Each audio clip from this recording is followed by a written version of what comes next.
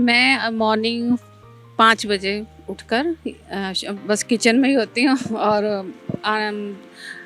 3-4 घंटे तो लगते ही हैं। हाँ, 5 बजे उठकर मैं शुरू करती हूँ अपना। कैसा रिस्पॉन्स आ रहा है? वो बहुत अच्छा आ रहा है। हाँ, कस्टमर रिपीट हो रहे हैं और लोगों को खाना पसंद आ रहा है। नेचुरली जब ही रिपीट होता है कस्टमर। हाँ, ਕਿੱਦਾਂ ਦਾ ਲੱਗਦਾ ਹੈ ਮੰਮੀ ਨਾਲ ਕੰਮ ਕਰਨਾ? ਬਹੁਤ ਵਧੀਆ ਲੱਗਦਾ ਪਿਆ।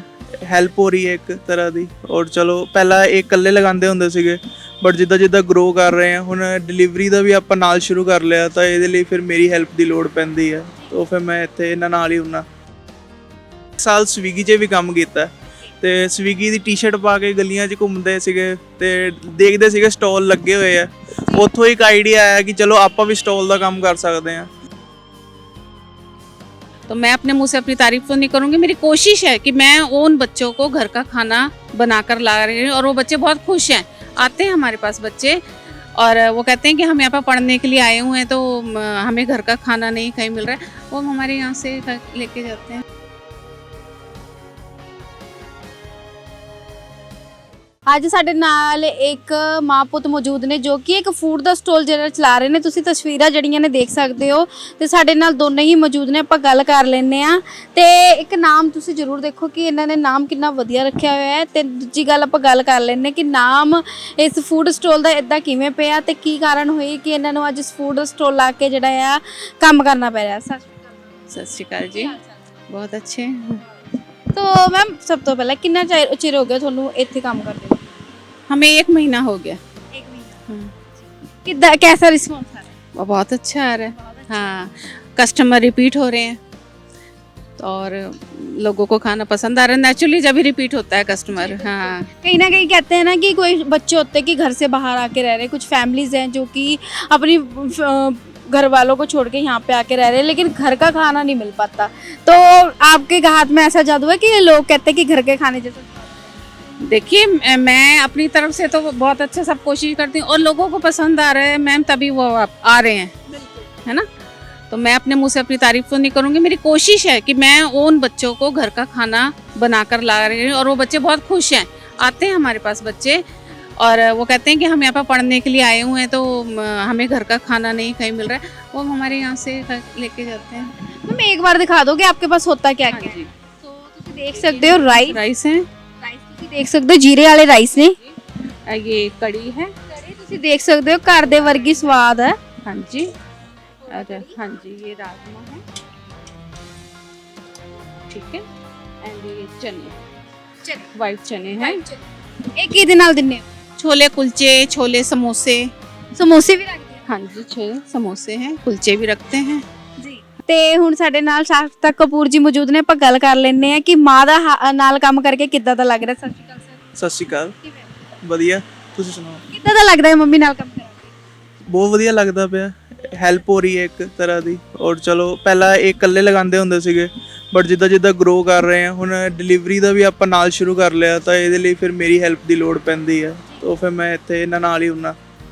ਕਿਤੇ ਨਾ ਕਿਤੇ ਨਾ ਹਰ ਕਿਸੇ ਨੂੰ ਹੁੰਦਾ ਹੈ ਕਿ ਹੈ ਨਾ ਇੱਕ ਰੋਡ ਦੇ ਕਿਨਾਰੇ ਬਹਿ ਕੇ ਤੁਸੀਂ ਇੱਕ ਫੂਡ ਸਟਾਲ ਚਲਾ ਰਹੇ ਹੋ, ਪਰ ਕਈ ਲੋਕ ਹੁੰਦੇ ਬੜੇ ਸ਼ਰਮਿੰਦ ਵਾਲੀ ਗੱਲ ਸਮਝਦੇ ਕਿ ਸ਼ਰਮ ਆਉਂਦੀ ਹੈ, ਫੂਡ ਦਾ ਕੋਰਨਰ ਲੈ ਕੇ ਬੈਠੇ ਹੋਏ ਹੋ, ਕੀ ਹੈ ਕੀ ਨਹੀਂ। ਤੁਹਾਡੇ ਨਾਲ ਕੁਝ ਇਦਾਂ ਦਾ ਹੋਇਆ?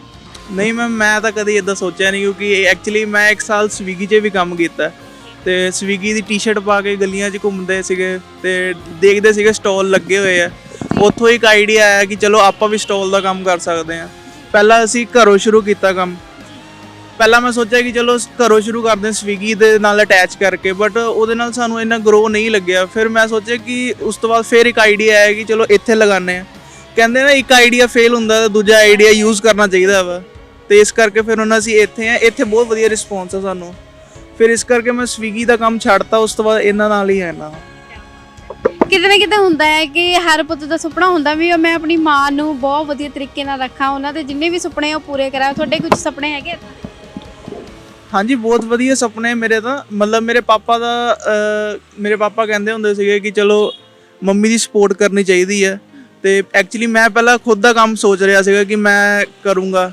ਮਤਲਬ ਪਹਿਲਾਂ ਮੈਂ ਜੌਬ ਦੀ ਸੋਚੀ ਸੀ, ਬਟ ਪਾਪਾ ਕਹਿੰਦੇ ਨਹੀਂ, ਜਦੋਂ ਵੀ ਕੰਮ ਕਰਨਾ ਆਪਣਾ ਹੀ ਕਰਨਾ।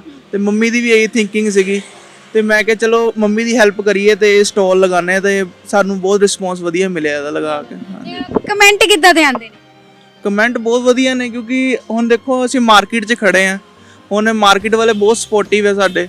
ਹੁਣ ਤੁਸੀਂ ਮੰਨੋਗੇ ਸਾਰੇ ਮਾਰਕੀਟ 'ਚੋਂ ਸਾਡੇ ਹੀ ਸਟਾਲ ਤੋਂ ਹੀ ਖਾਣਾ ਜਾਂਦਾ। ਹੁਣ ਨਾਲ ਦੇ ਨਾਲ ਅਸੀਂ ਟਿਫਿਨ ਸਰਵਿਸ ਵੀ ਕਰਦੇ ਆ, ਮਤਲਬ ਸਵੇਰੇ ਇੱਥੇ ਆਉਂਦੇ ਆ ਫਿਰ ਉਸ ਤੋਂ ਬਾਅਦ ਟਿਫਿਨ ਸਰਵਿਸ ਵੀ ਕਰਦੇ ਆ।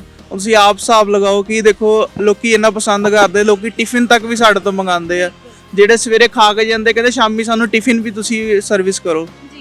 ਤੇ ਬਸ ਇਹੀ ਹੈ ਕਿ ਕੀ ਕਹਿੰਦੇ ਆ ਸਪੋਰਟ ਸਾਰਿਆਂ ਨੂੰ ਮਿਲਦੀ ਪਈ ਹੈ। ਹੁਣ ਧੀਰੇ ਧੀਰੇ ਗਰੋ ਹੋ ਰਹੇ ਹਾਂ ਅਸੀਂ ਵੀ। ਅੱਛਾ, ਜੇ ਫੂਡ ਸਟਾਲ ਦੀ ਗੱਲ ਕਰੀਏ, ਨਾਮ ਬੜਾ ਸੋਹਣਾ ਰੱਖਿਆ ਹੋਇਆ ਹੈ ਇਹ ਮੇਰਾ ਹੀ ਸੀਗਾ।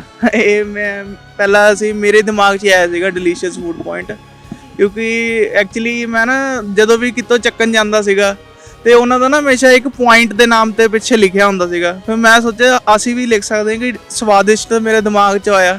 ਫਿਰ ਉਹਦਾ ਮੈਂ ਡਿਲੀਸ਼ੀਅਸ ਫੂਡ ਪੁਆਇੰਟ ਦੇ ਨਾਮ ਤੇ ਫਿਰ ਮੈਂ ਕਿਹਾ ਚਲੋ ਇਹੀ ਰੱਖਦੇ ਹਾਂ, ਵਧੀਆ ਲੱਗ ਰਿਹਾ। ਤੇ ਮੈਮ ਕਿੰਨਾ ਟਾਈਮ ਲੱਗਦਾ ਹੈ ਸਭ ਚੀਜ਼ਾਂ ਤਿਆਰ ਕਰਨ ਨੂੰ?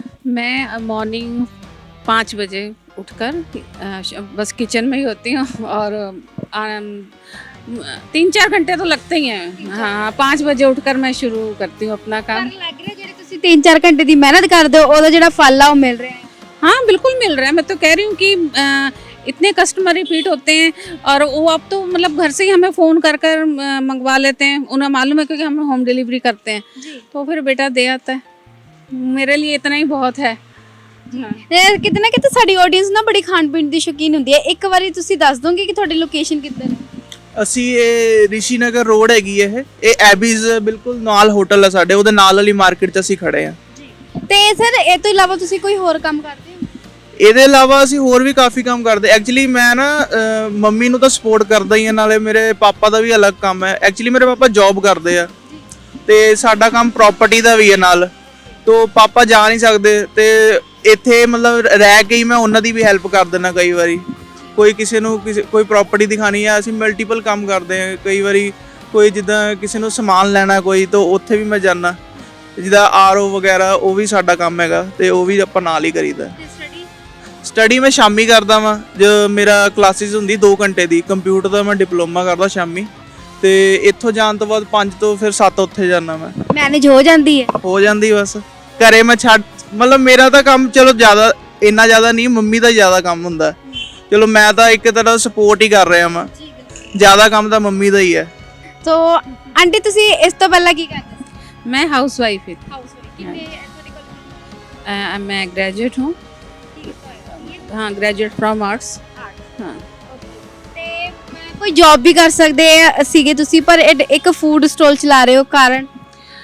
जॉब में तो फिर मेरा फैमिली डिस्टर्ब होती थी क्योंकि पहले बेटा छोटा था, है ना, और जॉइंट फैमिली में रहते थे, तो मेरा जॉब का नहीं बन पा रहा था। वो बेटे को तो कोई ध्यान देने वाला नहीं था, चाहे जॉइंट फैमिली थी फिर भी, है ना, अपनी जो केयर माँ बाप ने करनी है।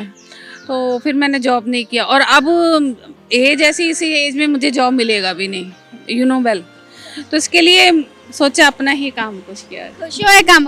बहुत खुश, मुझे दिल से खुशी होती है कि चलो कई बच्चे जो बेचारे अपने घर से दूर यहाँ, चाहे मजबूरी में ही हैं, अब उन्हें अपने घर का खाना मिस करते हैं तो मेरे से खा के जाते हैं और आकर मुझे कहते हैं नेक्स्ट डे, फिर कहते हैं आंटी कल खाना बहुत अच्छा था, तो बड़ी खुशी होती है। रोज एक ही रहता है मेन्यू के? नहीं, यहाँ पर मेरा स्टॉल जो है वो इन्हीं चीज़ों का है, बट जो हम टिफ़िन हम शाम को डिलीवरी करते हैं वो मेरा डेली चेंज होता है। हाँ। ਤੇ ਇੱਕ ਪਲੇਟ ਕਿੰਨੇ ਦੀ ਹੈ? यहाँ 40 रुपीज़ की पर प्लेट है, चाहे आप कड़ी राइस लो या राजमा राइस लो या छोले कुलचे लो, एक ही सेम रेट रखा हुआ है। ਸੋ ਜਿਵੇਂ ਕਿ ਅਸੀਂ ਗੱਲ ਕਰ ਲਈ, ਲੋਕੇਸ਼ਨ ਤੁਹਾਨੂੰ ਪਤਾ ਲੱਗ ਗਈ। ਜੇ ਤੁਸੀਂ ਵੀ ਖਾਣ ਪੀਣ ਦੇ ਸ਼ੌਕੀਨ ਹੋ ਤਾਂ ਇੱਕ ਵਾਰੀ ਆ ਕੇ ਜ਼ਰੂਰ ਵਿਜ਼ਿਟ ਕਰ ਲਿਓ। ਇਦਾਂ ਦੀ ਅਪਡੇਟਸ ਲਈ ਸਾਡੇ ਨਾਲ ਬਣੇ ਰਹੋ ਤੇ ਦੇਖਦੇ ਰਹੋ ਸਿਟੀ ਹੈਡਲਾਈਨ। ਮੈਂ ਨੇ ਅਮਲੀ, ਕੈਮਰਾ ਪਰਸਨ ਕਰਨ ਕੁਮਾਰ ਨਾਲ।